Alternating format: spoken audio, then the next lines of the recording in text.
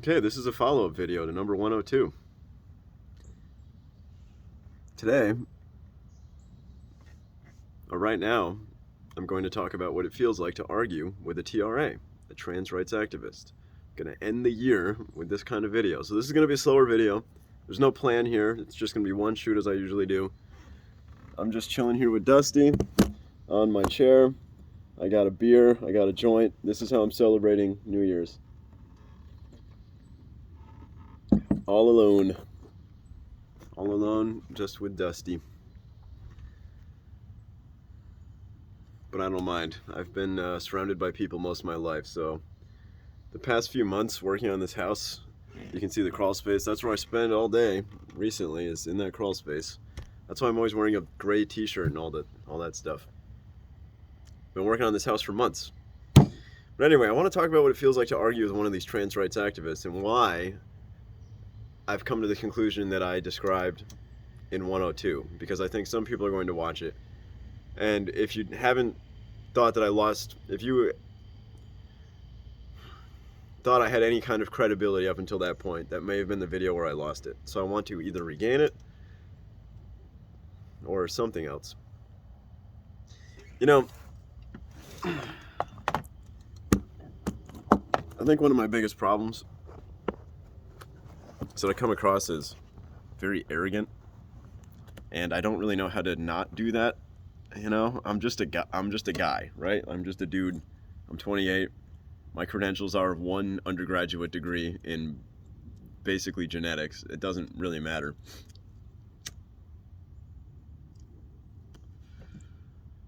I don't come at these subjects saying that I have special knowledge. This is just supposed to be a place where I tell the truth. That's the whole point about what I think.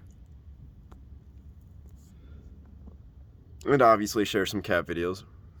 How else do you win over the internet? Right, Dusty? But yeah, so imagine I made the claim that these trans rights activists are basically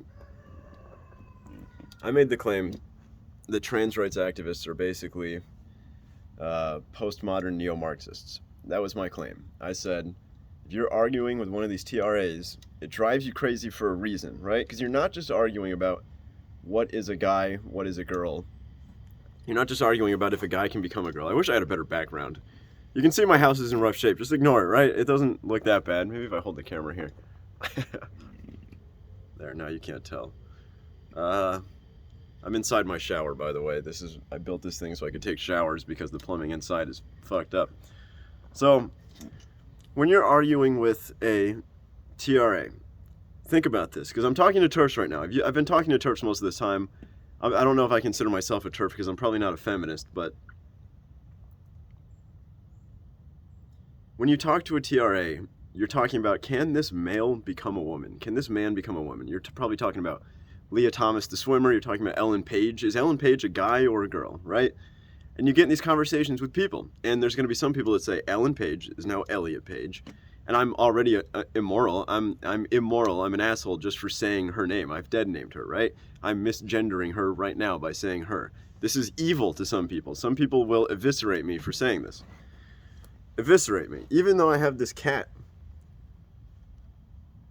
they will still eviscerate me. And so,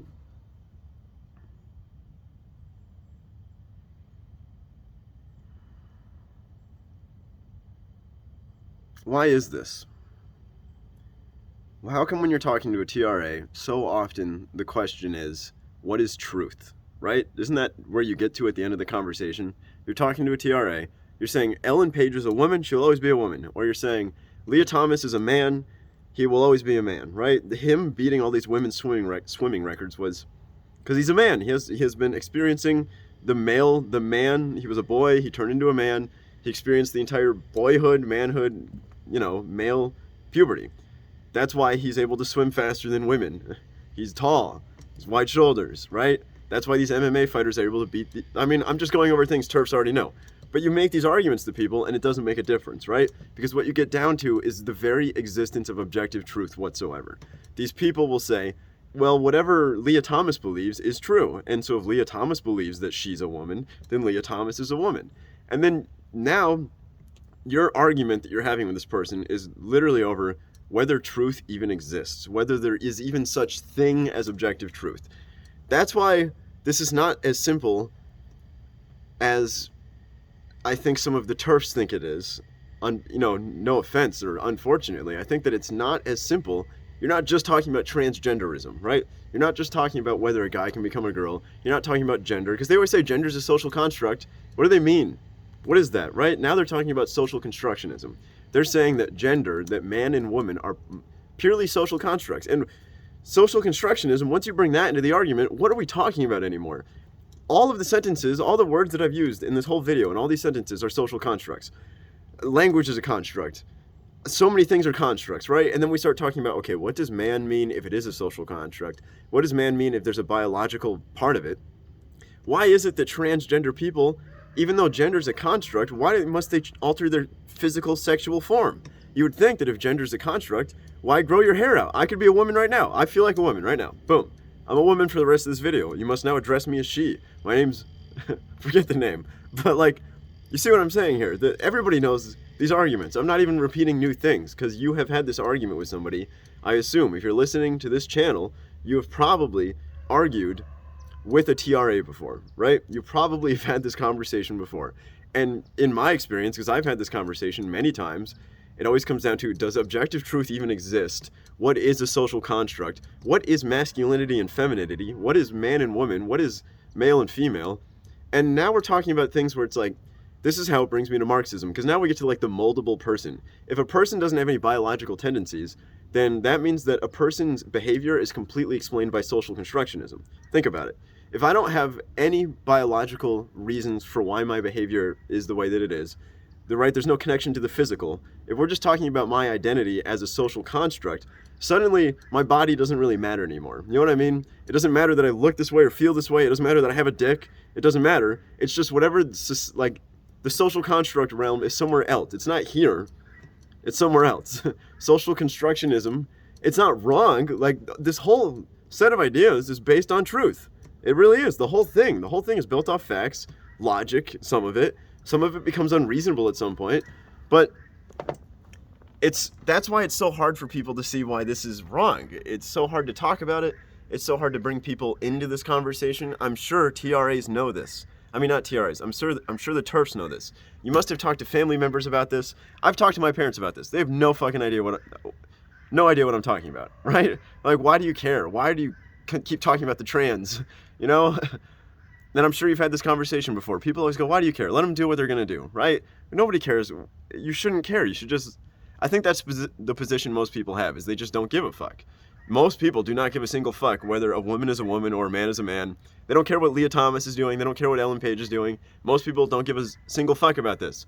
But really, the argument that's happening between the TERFs and the TRAs, between Jordan Peterson and the neo-Marxists, between the evolutionary psychologists and the social constructionists, right? That's the conversation that's happening is like so deep that it's about the very existence of truth at all. It's about the very, we're discussing human nature. Like, what is human consciousness? What does create our minds? Like, how do our minds even, why are we doing the things we're doing? Why do men behave the way they behave? A thing that feminists and women will bring up all the time, men are more violent. Why is that? Is that a social construct? Are men more violent because we're raised to be more violent? Or are we more violent because we're animals who are fucking violent? We're animals who grow, look at the hair, right? Look at this. My muscles and my body is shaped this way because I'm a male. It makes me more violent in general. I tend to be more violent than somebody that looks different from me because they're the opposite sex of the species. There's certain behavioral characteristics that we have that just are because of our bodies, our minds, our bodies, our brains, our spinal cords, our entire nervous systems, all evolutionarily designed. And evolution designed us to have instincts, right? And if you're a Marxist, you just ignore these things. I think that's part of the reason why Marxism keeps failing. It keeps taking over. It sets up a thing. It's done this like 22 times in history. I don't know the number, right? This is stuff that I don't even, I talk like I'm an I probably talk like I know more than I do.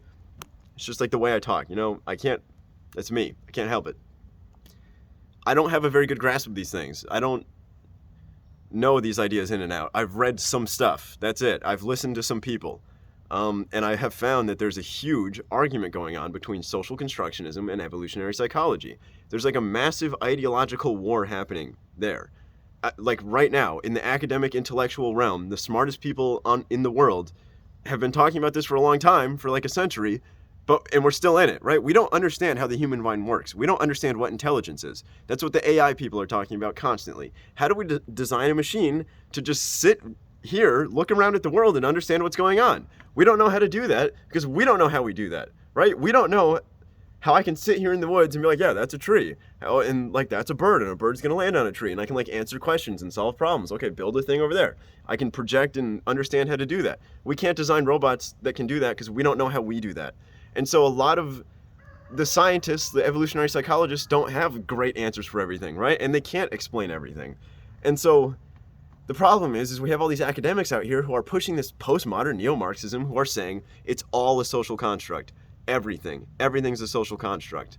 All of the things, gender is a social construct. That's why if I grow my hair out and take estrogen, I'm a woman now, right? Even though for some reason the biological doesn't have an effect on the gender, right? There's these contradictions inside of it that the TERFs can see, that reasonable people can see. People with common sense can see it. The only people that don't see it are the true believers of this stuff. And then there's like the vast majority of like 95% of the human race that doesn't give a single fuck or has no idea what's going on. There's really only a tiny percentage of people that care about this on one side or the other. I happen to put myself in the evolutionary psychology camp. That's where I have been since I was like 15. I've been listening. I don't know if anybody who's on this channel remembers the Atheist Experience with Matt Dillahunty, where he was basically running a radio show in Texas where he would just take calls from religious people. I remember listening to this when I was like 12 or 13 years old. This is way back in the day.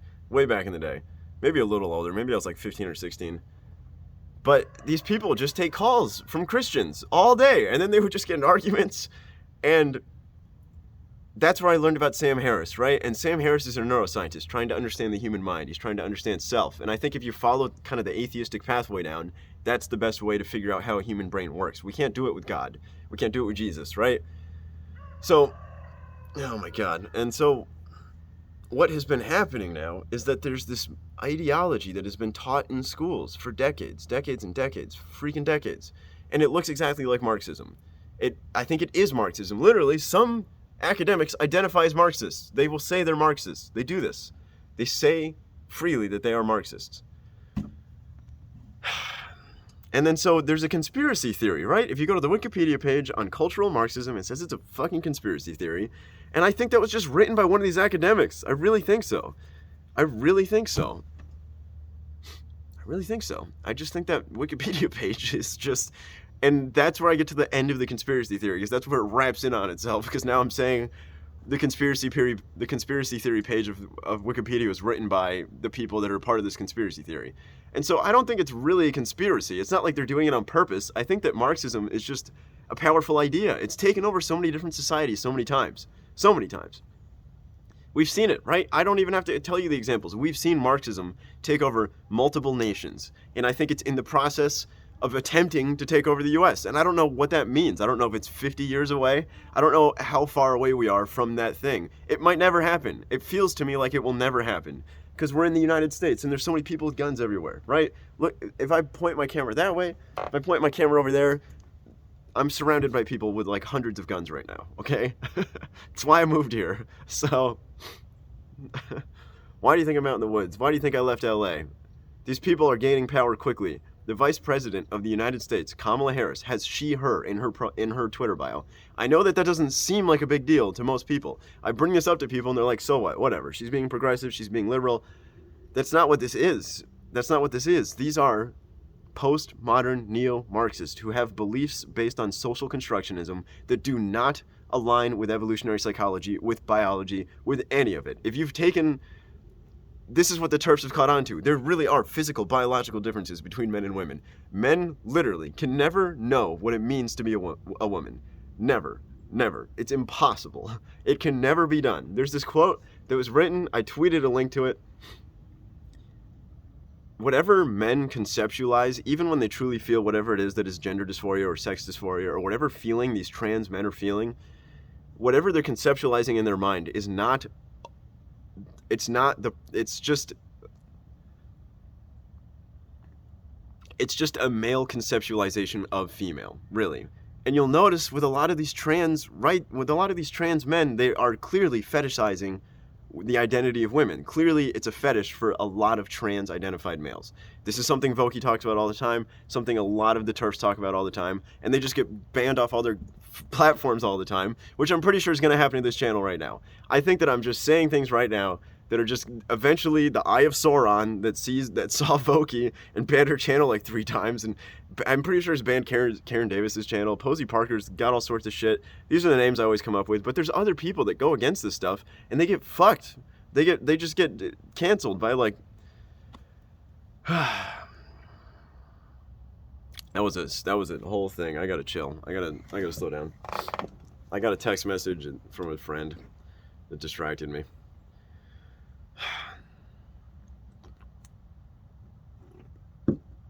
I'm like a crazy guy in the woods, I know.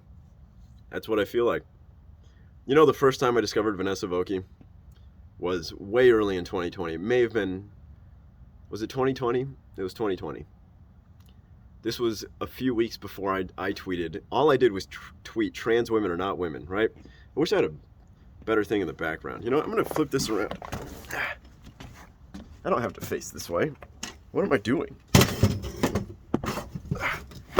Oh my god. Oh, this is so much better. I should have started it like this. Fuck. Okay. Oh my god. I'm literally in the woods talking to a camera by myself right now. On New Year's Eve. Not bummed out about it in the slightest. In the slightest. So the first time I discovered this YouTube channel, it was the one that she made where it was Cops Hate Mo. She was talking about that person. She ended it and it said, okay, groomer. She said, okay, groomer, right? I thought that was brilliant. It was a brilliant moment. And that's where I watched all of her videos. I was driving home from her friend's house, and this is funny. This is relevant. I was visiting a friend in San Diego who runs a diversity, equity, and inclusion club at a tech startup in Los Angeles. This is a buddy of mine from Los Angeles. I hope he watches this video someday. I'm not going to say his name. I'm not going to say the company he works for. I give him shit about it all the time. He runs a diversity, equity, and inclusion club at a tech startup in Los Angeles. He is an openly, I can't give him away too many details, but I think he openly identifies as bisexual. I wouldn't be. My point is this is a progressive, this is somebody who fits in with the, this is not a white guy, he fits in with the thing, you know? He fits in with the thing. Whatever the thing is, he fits in there. And he runs this club. And I was in some argument with him, and I was thinking about that, and for some reason, Vanessa Vokey's video popped up, and I listened to it, and I was like, this fucking girl, she is onto it. And that's where I discovered, after that, I watched her videos, and then I discovered Over It. And from there, I've just been keeping track of Over It and following what they're thinking about. They're, you know, I have talked about feminism in other places. I lost subscribers when I posted a video that was just titled Dismantle Feminism.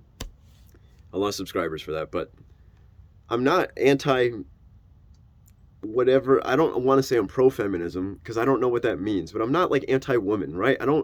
I have zero disrespect or any of that. Like, I don't know what the word is. Women are as purely capable as men. I don't know how else to say it. Women constantly will accuse me of being sexist or being pro-patriarchy. I don't want to talk about patriarchy because that's where I go way off the rails. Because I can't tell what things I agree with and what things I don't agree with when it comes to what women are talking about when they talk about feminism. I really don't know what they're talking about.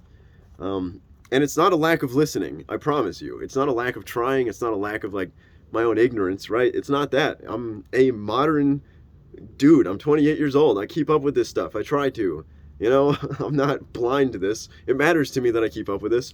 I fully expect at least half of the women, but most likely the woman that I marry at some point is going to believe all this stuff, right? So I need to know what's going on. So I'm not ignorant to the arguments, but I do think that there are some feminist arguments that are indistinguishable from Marxism. Once you get into this area where you start talking about oppression and a system of oppression, and how it's like all of the evil is inside the oppressors, and then all the good and all the innocence and all the virtuousness is inside the oppressees, right? There's a thing that puts the evil into a group of people and then puts the innocence into another group of people. I think those are just bad ideologies. Whatever thing you believe needs to put the line between good and evil through yourself. I don't care what you believe. it needs to just include the possibility that you are the bad guy, right?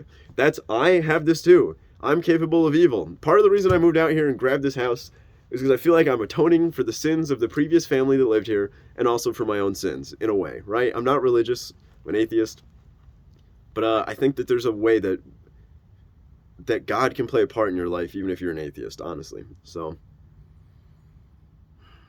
this is the most narcissistic, egoistic channel that could possibly exist.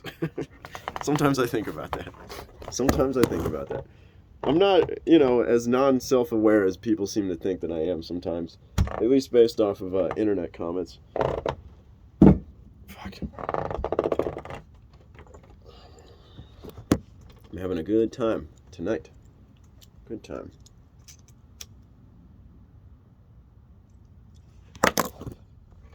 Part of the reason I'm doing this and putting up so many hours of this stuff is to demonstrate authenticity. I've tried to make that clear this whole time. I have no political agendas beyond getting Andrew Yang to be president, honestly. I'm not here to establish the patriarchy. I'm not here for conservative reasons, or for liberal reasons. I'm not here for the blue team or the red team. I'm just here to do a YouTube channel where I talk. I'm just saying words to a camera. That was my whole point this whole time. I know people disagree with me, but I'm not really claiming that many stances. I don't really claim that much on this channel, other than I just talk about stuff. And people have pointed that out. They're like, wow, you talk a lot without saying anything. And I'm like, yeah, I do that. Because I'm just, talking. Unedited, raw footage so that you can see that I'm a human being. I'm a real person. 28-year-old guy. I look like this, so people make judgments about me all the time because they believe in fucking Marxism, right? I'm white, so I must be the oppressor. I'm a man, so I must be the oppressor. I'm straight enough, so I must be the oppressor, right? I'm a gender-conforming human, so I must be the oppressor, right? I fit perfectly the category of the oppressor, I think. So this might be something that I think about more than some other types of people, possibly. There's really been a, in all of the storylines that are taught in these schools that are, whatever you want to call it, whatever the thing that is where they're teaching stories about oppression, I am the bad guy in all 4 versions of the story. So yeah, I have a political motivation, I guess, to stop people from talking about this story. It does.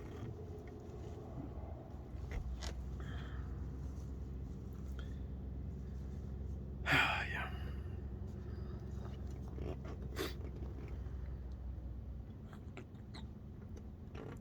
People are so fucking mean on the internet. It's crazy. They just pretend like I'm not a human being or something.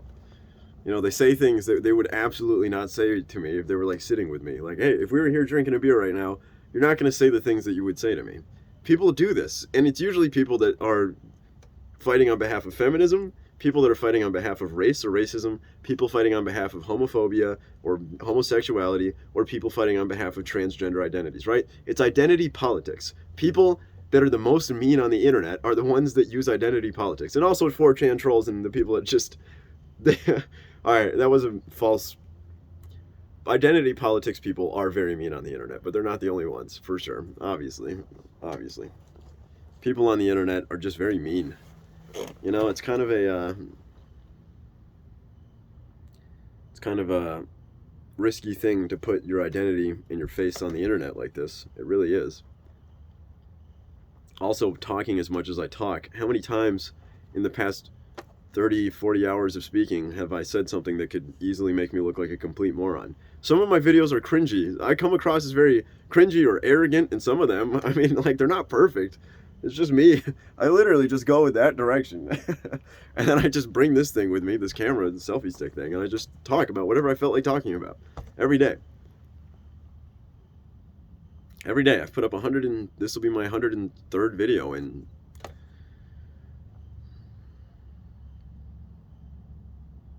less than 4 months. So it's a lot of fucking content. That's what I say. It's a lot of content. So forgive me if I've said things that were messed up, right?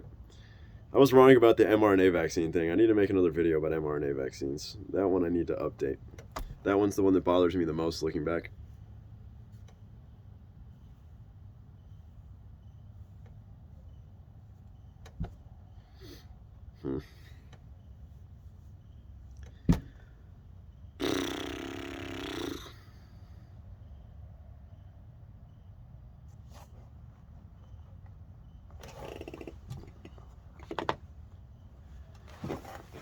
I think I have a ability to talk for forever. I think that that's one of the things.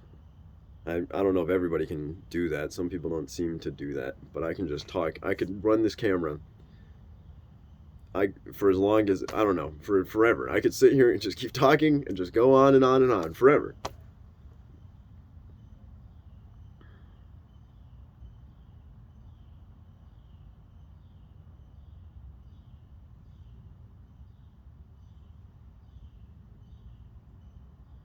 It's weird. We're entering a new world, right? We're entering a social media world. This is more real. This thing here,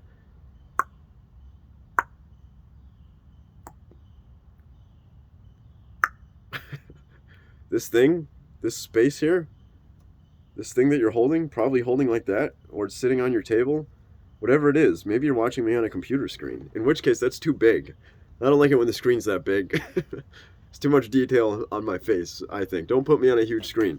Gotta be on a little screen, right? A little phone screen that's like 2 feet away from your face. That's how I shoot it. That's how I see it. So,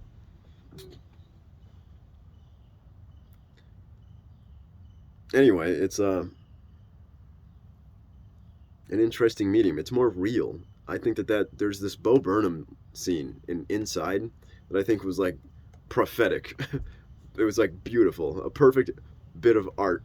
Is when it's that guy, he's doing a character. It's like in the middle of Inside, in like the second half, right near the beginning of the second half, I think. I've never been able to find a YouTube link to it because it's not. Anyway, it's the one where he says the real world should be treated like a mine shaft, and how you should treat it as if, okay, you're just you put on the equipment, you go get what you need, and then you come back to the base and you get set back up to enter the more real space, which is the digital space, which is where I'm currently in right now. Think about it. Like me, at this very time, what time is it? It's 5 p.m. on New Year's Eve. Nice. And, for me it's 5 p.m., but for you, it is some other time. So that's what's different here. That's how this is not like real life. And also, I'm on a two-dimensional surface being projected into your eyeballs somehow, right? So, but like thousands of people could see this thing. Most likely 20 or 30 will actually watch this, which is way, way more than I ever thought would watch this kind of content. Like 1,000 times more. I was doing this channel, right, way early on, back when I had 0 subscribers. I just started putting up videos. I shared it with my parents and my brother, and nobody else. I don't remember when. I don't even think I ever posted it anywhere. I just started putting up videos every day. And, my parents and my brother, my family, they're like making fun of me. Like, what are you doing? It's like, nobody's going to watch this. And now I'm at this point where I've posted some videos on Reddit. I've shared videos in certain places, like one time on 4chan, which I'm not doing again. That was not fun. Speaking of mean things on the internet. But you would think that this kind of content would get no views, I think, right? It's unexpected that this kind of content would get views, but I think that this is exactly the kind of content that people want. I think there's an authenticity thing. That's really what it is. You just be authentic. So that's what I've been trying to do. I'm trying to turn the camera on and not change my behavior at all, as I would if you were standing right next to me. If I was talking to one person right now, having a beer with somebody right now, I just want to talk to them how I would talk to them. And I'm just going to talk about the same bullshit I always talk about. And a lot of what I talk about ends up being robots, AI, science stuff. I'm into science and computer stuff and, sci-fi stuff. And postmodern neo-Marxism. That's just what I end up talking about. I'm trying to hit lots of different subjects with the channel to give people some sort of understanding of me as a human, like as a real person. I'm not... Because I know that what I'm going to say about feminism, what I'm going to say about racism, what I'm going to say about all this stuff is going to... People will hit me with the usual spells. They will cast the usual missiles that they cast, right? They're going to say he's racist, he's homophobic, he's sexist, he's transphobic, right? They're going to say all this stuff. I'm not any of these things. And I'm trying to speak honestly. I'm trying to speak honestly and authentically to prove that I'm not evil, right? How would I know if I was evil, right? How can you just... What's going to happen is people are going to think I'm evil without listening to me. The same thing that's happened to people like Jordan Peterson, for example, right? What happens is names will get tainted. So if my name becomes at all known at any level, it will start to get tainted by the neo-Marxists. That's what they do. The postmodern neo-Marxists. What they'll do is tag me with something like, oh, he's fucking racist. He's racist, he's homophobic. They're going to pick the thing that sticks. Whatever it is that sticks, that'll be the thing. And then when people hear Matt Denny, they'll be like, oh, isn't that racist guy? Isn't that alt-right white supremacist guy? You know? And there's not a whole lot I can do about that. They're going to do that no matter what. They do it to every single person that does not agree with them. If you don't kneel down and say, yes, systemic racism is the most important thing we must battle. Yes, Black Lives Matter, of course. If you don't put a black square on Instagram, you're racist. If you don't swing a pride flag from your window, if you're a small business owner in Los Angeles or something, if you don't have a pride flag and a BLM statement, your shop is going to get smashed during the George Floyd riots, but also you're going to get blasted on Twitter. They're going to give you shit. If you get labeled as homophobic, that's a career ender. Your career's over in some places. If you're labeled as homophobic, transphobic, racist, or worst, sexist, right? Feminists do the same thing. Feminists, I'm sorry, I know that I have feminist listeners on this channel. And I don't have women listening, right? So, like I always said, I think I'm pro-woman, but just not pro-feminism. Like, I don't really know. Like, yeah, I always get stuck on this because feminism's the hardest one to dissect from neo-Marxism. Because I think feminism still is a real thing, even without postmodern neo-Marxism. It's just harder to dissect it away because it's gotten very tangled up. Very tangled up. A lot of the words around patriarchy, for example, often come back to oppression. I think patriarchy is real. I think patriarchy is unfair to women. I do. I think that this is a thing. This is real. But I don't believe that it is... I don't believe the Marxist version of it, okay? I don't believe the version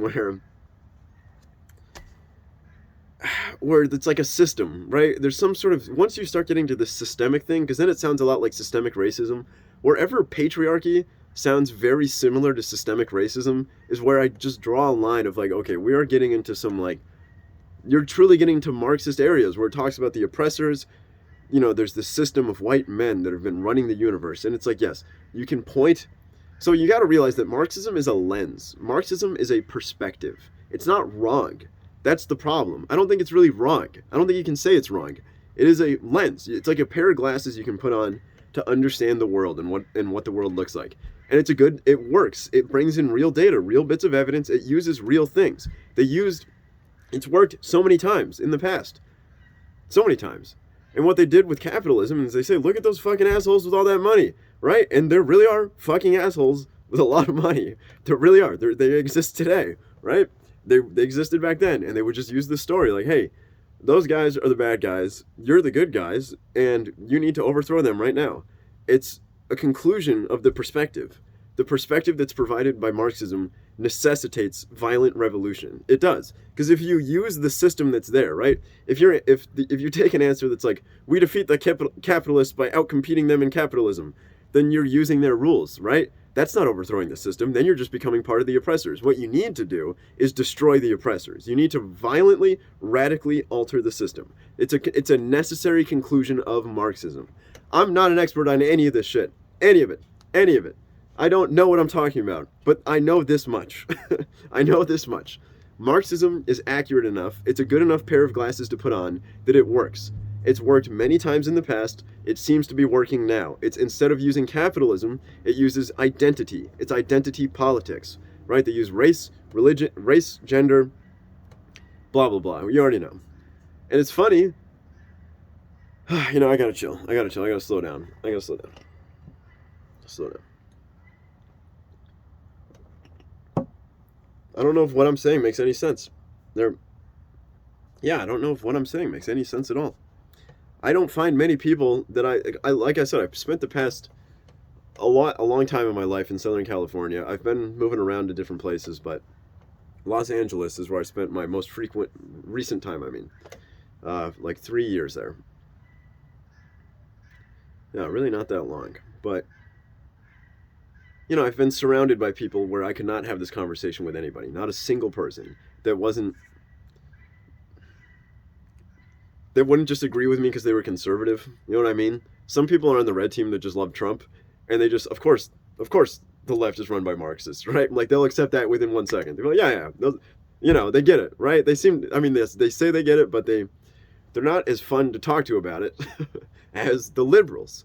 I think there's liberals, because that's what I consider myself, liberal. I'm Liberal.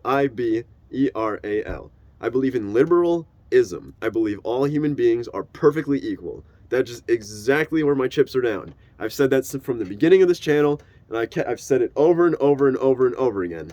I don't think that whatever it is that's racism, whatever it is that's sexism, whatever it is that's homophobia, is not me. It's not me. It's not me. I don't. If I have it internalized, if I have it accidentally, my bad. You know. What can I do about that? I can't. You know. So it's like, point your guns elsewhere, please. They're not going to. They're going to hate me. The neo-Marxists will hate me. They're going to call me sexist. And I think that's because some of them are feminists. They're just going to call me sexist. I just am sexist. There's nothing I can do about it, right? They're going to call me that. They're going to say I'm anti-feminist, I'm pro-patriarchy. I always get stuck back on patriarchy. I need to wait and see what the reaction is to number 102 and then the reaction to this video. I'm going to wait a few days and then I have to start talking about patriarchy. I have to. It's the hardest thing to talk about because it's real. It's real. It's a real thing. It's there. The definitions of it, I was in a chat that Vanessa Vokey was doing a live chat. This is what got me inspired for number 102. Doing a live chat. I've been in several of these live chat rooms now where it's Vokey doing a YouTube live thing. I don't know if everybody's familiar with what that is. You probably are. But I've been watching what a lot of her followers are saying, right? She has a lot of dedicated, consistent followers that watch a lot of her content. And they talk in the chat rooms, and I read it. I'm there, right? I'm doing the thing that the feminists say I should be doing. I'm in the room with you, listening to what you're saying, okay? The TERFs, at least. The TERFs, at least. So I'm trying to listen to what they're saying, and I'm trying to understand what they think patriarchy is, right? Because I know the TERFs know something that the other feminists don't know. The TERFs know something that the other feminists don't know. They know that biology matters. They know that biology matters. That's what they know. They know that the human body is relevant to the question of whether a person is or is not a woman, right? They know that men literally can never get pregnant. There's never been a man to give birth, okay? There's never been a woman who... Oh, man.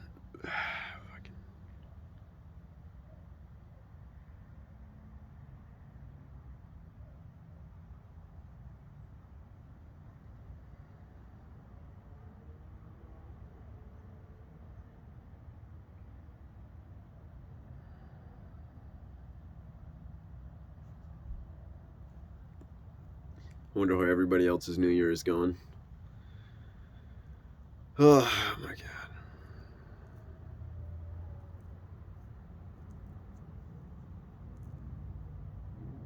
I know I've said this many times, but yeah, I used to be a very social person. I've taken these tests where you test what your personality characteristics are. I always score very high in extroversion. And I've always been that person, always, in every room. I'm always the person that wants to, I want to get things going. I want to talk to people. I want to make new friends. And I've spent a lot of my life gathering friend groups and then losing them. Gathering friend groups and losing them. I've moved a lot of times. I've just, I've enjoyed being alone in the woods so much. So much. So, but 2022 will be a new year. It will be a new year. I will start to reach my social fingers out there again. Working on this house has been one of the best things ever. So.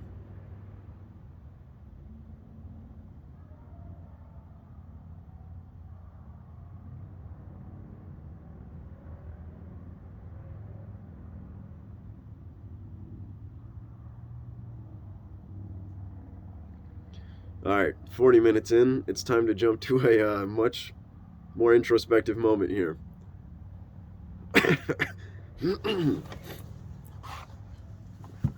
much more introspective.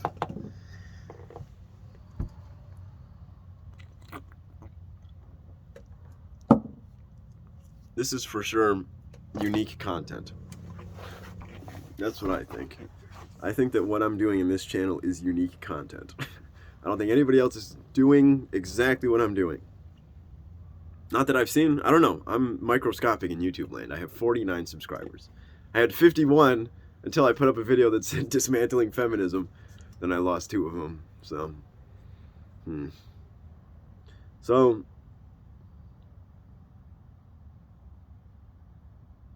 there's no social etiquette for what this is right now. You know what I'm saying? This is a brand new thing here. My face to your face. This, like, I'm looking, when I'm making eye contact with you right now, I'm looking at the camera of a phone, you know? So I can say things that I wouldn't normally say because your face is not really here. You know what I'm saying? I'm not limited by the same social restrictions that I would be if there was a human face here, because there'd just be things I wouldn't say. There's things I wouldn't say to people, you know? There's just, everybody has, it's not that you're like freezing up, but there's just things that I wouldn't be comfortable saying to people live, face to face. But I'm completely comfortable in this format. And there's also, it's literally only me talking, so I control the entire pace of everything. It's my universe, in a way. It's my conversation. It's not a conversation, it's just me talking. It's just me talking. And you listening. I need to make this more interactive. I really like the live chat thing. I've been a part of a couple different live chats with YouTubers now. And just in the chat room, right? Just kind of, you can just talk and they talk back to you. It's amazing. But I don't have enough followers. I know that if I started one right now, I'd be like one person in there. And I don't want, do I want to do that? Nah. What I'm going to do, I'm not going to reveal that plan yet. I can't reveal that plan.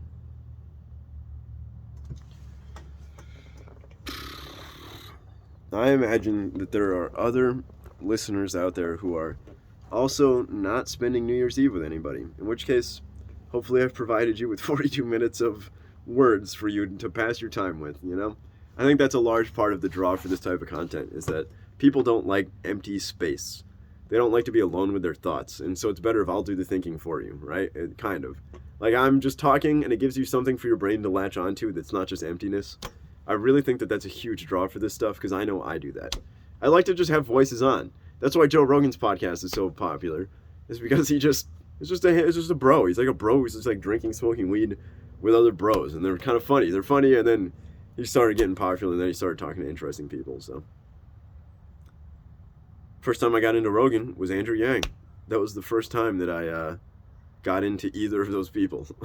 I don't remember how I saw Yang first, but I remember being interested in Andrew Yang through some interview that I saw with him, and then I didn't get really interested until I saw the Joe Rogan podcast, and that was the first time I ever watched the Joe Rogan podcast.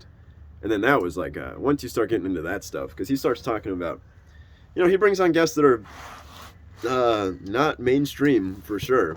He had that guy on that was abducted by aliens, which is like a great episode. It's fun to listen to a guy tell a story about how he's abducted by aliens. It's a fun thing to listen to. He really, I mean, he believes it. He told a story, and he was abducted and put into a mothership. Like he was in the woods. This is how he tells it. He's in the woods with some loggers, right? He's there with like a logging team or logger buddies. And it's like nighttime and a spaceship lands and it like knocks everybody down, and then he got burned by it, and then he gets inside of it, and it brings him to the mothership where first he's on a table. He goes unconscious, he wakes up on a table surrounded by aliens. Some medical room sci-fi table.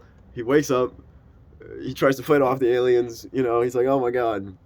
And then he runs out of the ship into the mothership. He's like in a hangar for spaceships that's gigantic.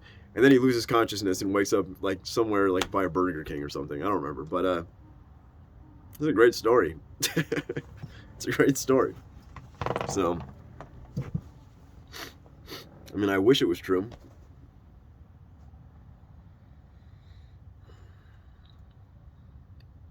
Wouldn't you want to go see what the aliens are up to? I've been considering setting up a big light display out here.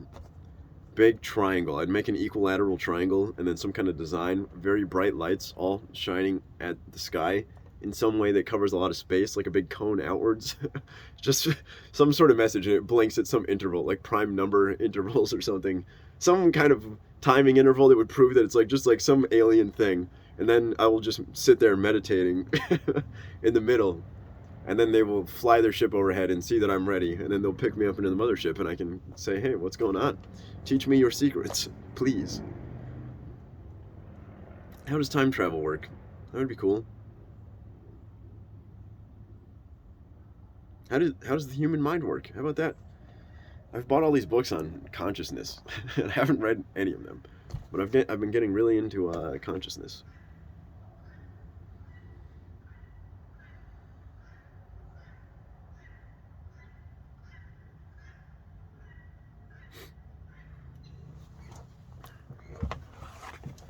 See, part of me thinks that it's actually very socially weird to make this kind of content, right? It's very like, who the fuck is this guy who thinks that he's cool enough to make these things, you know? But people are watching it. That's the thing. It's ridiculous to me. It's not ridiculous. It's just like amazing to me that anybody consumes this content whatsoever. It's amazing that the viewership is greater than zero. That's what's amazing. And I think it's for a reason. I think it's because there's something going on here. We're creating the digital world. Part of the reason I'm doing this is because I'm 28 and I already feel like I'm falling behind. The Zoomers are blasting into digital rocket land here. You know, the Zoomers are going to leave us behind, millennials, okay? Fellow millennials, we're going to lose to the Zoomers. They're going to win the digital war, so we need to keep up here. That's what I'm doing, creating this digital content that will exist forever, and at least the Zoomers can be like, look at this millennial kid, you know? Millennial guy. Oh, man. I don't know. The Zoomers freak me out. I watch their content. I've seen the TikTok. I know what it's like. The Zoomers freak me out. They're up to something. They're entering new worlds. Who knows what the next generation is going to look like? The people that are born today, I mean, we all know they're going to be like semi-cyborg, right? We're not even going to exist. Our meat bodies are not going to matter to them at all. All that's going to matter is the digital realm. Everything will be NFTs. Everything. So, yeah, I'm just trying to keep up. Maybe I'm building a little bit of a character of myself, you know? I'm trying to be authentic. I am literally a 28-year-old guy who was living in Los Angeles, working in a tech company as a software engineer. And the pandemic happened, right? So I quit my job 1 month before the pandemic happened. I quit my job with no plan. It's ridiculous, right? What timing? It was February. It was my birthday. I quit my job the day of my birthday. I was like, fuck this place, I'm out. Marched out of there, right? Because I had just made some Tesla money, right? Tesla did really well. And then I was like, all right, I got a little bit of cash. I can survive some months without working now. And so quit my job, no plan. It's like, fuck it. And then I was kind of putting out applications. I was putting out resumes and all this stuff. And I got interviewed at this place. I got an interview and I got the job. And it was a place in West Hollywood. So if you want to think about the gayest place on the planet, that's where it was. That's the West Hollywood. There's one part of West Hollywood that I believe you can make the argument for being the gayest place on the planet. It's true. It's simply true. It is simply true. I don't know. I haven't been everywhere on the planet. But West Hollywood is up there. It's in the top 10. And I've spent a lot of time there. So how can I possibly be homophobic, right? Anyway, I got a job right there in West Hollywood, working for a fashion company where it was all women, the whole company. There was like 3 guys there. It was me, my boss was a guy, he was like the head of the engineering department, and then it was like literally all women, right? I'm in this room, it's a startup company, a fashion company, they sell high-end, luxury, plus-size women's fashion. That's what the company was. I worked there for a month, pandemic happened, they laid me off. I can't really blame them.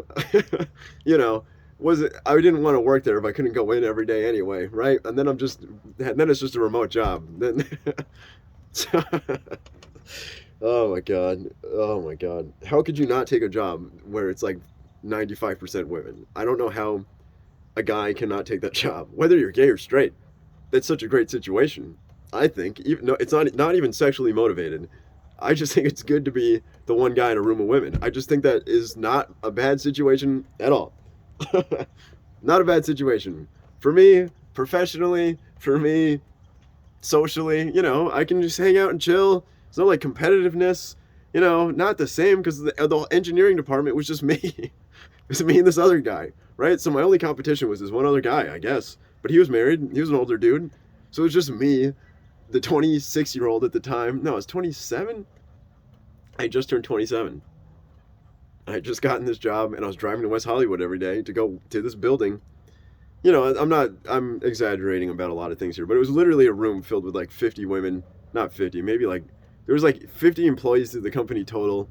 The room contained like 10 or 20, maybe 30. I'm not saying they're all like beautiful models or anything, but it was not a bad place to be, okay? Call me misogynistic, call me sexist. It was not a bad place to be. I was happy. I was happy. I think I was still kind of getting used to it, and then they sent us all home for COVID. It was like I was literally in that building for like 3 weeks. So I don't know. I don't know what if it would have been terrible after 2 months. I don't know. It might have been. I think that I was still in that stage where they were kind of feeling out who I was. And I was sort of feeling out who they were. I was trying to feel out the energy of the company. I didn't know the structure. I didn't know the pecking order, basically. I knew that there was one CEO, and then there was a bunch of people who made a lot of decisions about fashion. They had a table, this huge table, filled up with these little images, right? Where they would have little fashion things. They would have pictures of clothing. It was pictures of articles of clothing, and they had hundreds of them, literally hundreds on a table, spread out, and they would stand in a circle around the table. And this was like 10 feet away from where I work. They're standing behind me. I'm on my computer, trying to build a website they want me to build, and some other things. But right behind me is this table, and they're having these arguments about all sorts of things. They're talking about fashion stuff, just words that I've never heard before were being thrown around.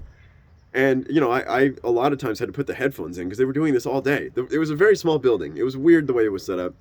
We needed a different building, I thought, but I was brand new there. I was still, I was quiet. I wasn't gonna be like, hey, get the fuck out of here with your pictures. I'm not gonna say that. So my plan was to digitize their process. That's what I was there. That's what I was gonna do. So, and I didn't get time to do that. You can't do that in 3 weeks. I was gonna take what they were doing because it was like 12 people around a table, and they would do this thing when they lay down little pieces of paper to like mark the votes on stuff, and they would order them and vote on things.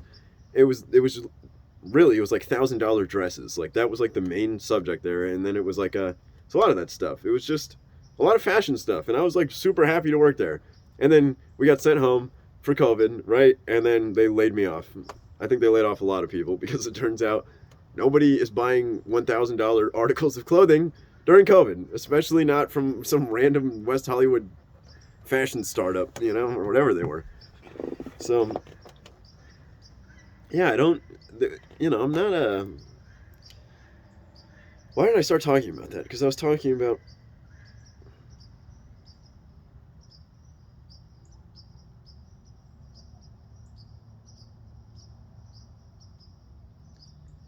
Talking about that story. I always hold the camera from this side. I'm sure a lot of people have noticed this pattern by now, right? I never hold it from this side. I don't think I look as good from this side. Isn't that a reasonable answer for this? Such a narcissistic channel. It's just me. It's all me. The whole world is me. Me, me, me. Everything's me. There's no video without me in it. I'm in all of it. I'm every character of every scene. I have all the lines. It's all me.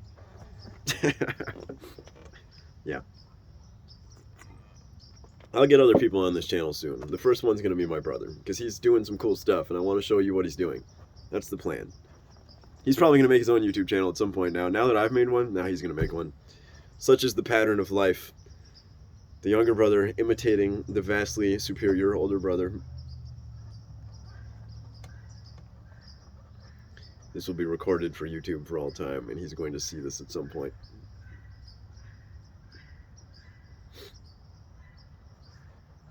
All right. I think an hour will be my time limit, because you know, I put up this video, number 102. I sent this video.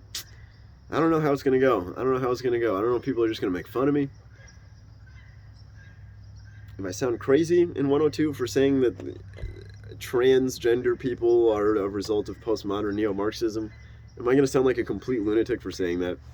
I can't even tell if I'm a lunatic for saying that. That's the problem. I honestly can't tell. It's getting dark outside. Yeah, I'll end this at 1 hour.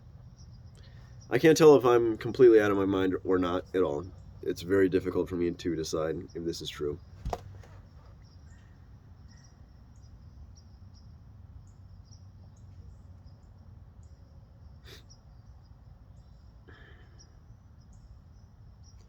This channel has been a very long attempt to demonstrate authenticity, to demonstrate that I am a human being, that I'm not an idiot. Hopefully, I think people can see that. I don't know. People will call me that because I'm going to disagree with some basic stuff. You know, I'm just going to say, hey, systemic racism tends to be a Marxist concept. Tends to be. And, you know, do I think racism doesn't exist? No. Like, that's the problem here, is that they're all built on... Like, I'm a liberal guy. I always have been. I've been, like, completely on the... I've been on the blue team. I come from a family of red teamers.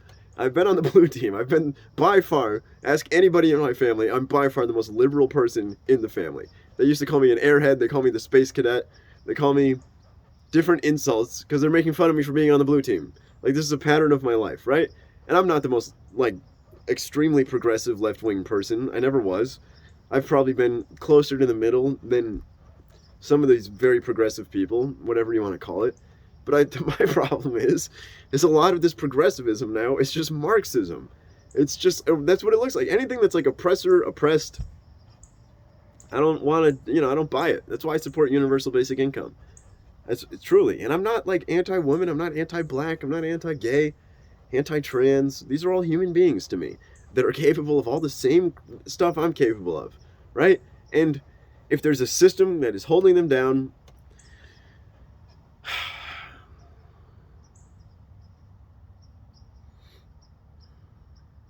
you know, we just have to be telling the truth to each other. That's what I think it is.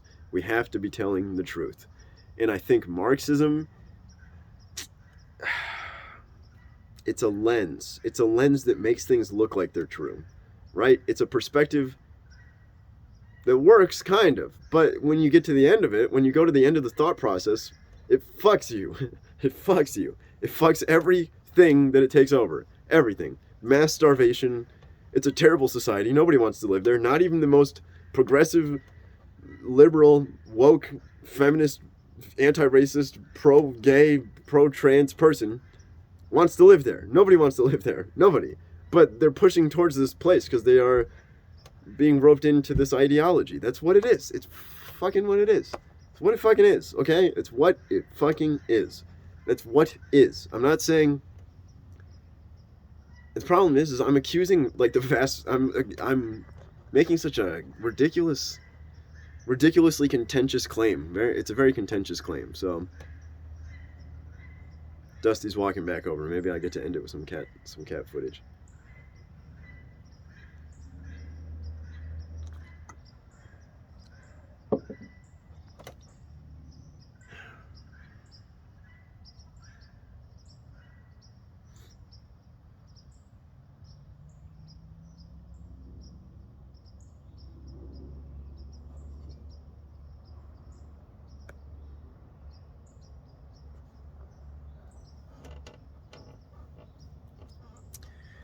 I love this cat. I really do. He's been my best buddy for the past few months. He sleeps on my bed. Do other people let cats sleep on their bed? I don't know if people do that. But, you know. He's a good cat. Good cat. Okay. I'm going to end this at precisely 59:59 if I can. Because it's very dark. Happy New Year. It's end of 2021. The next video will be next year, so... Yeah, see you then. Bye.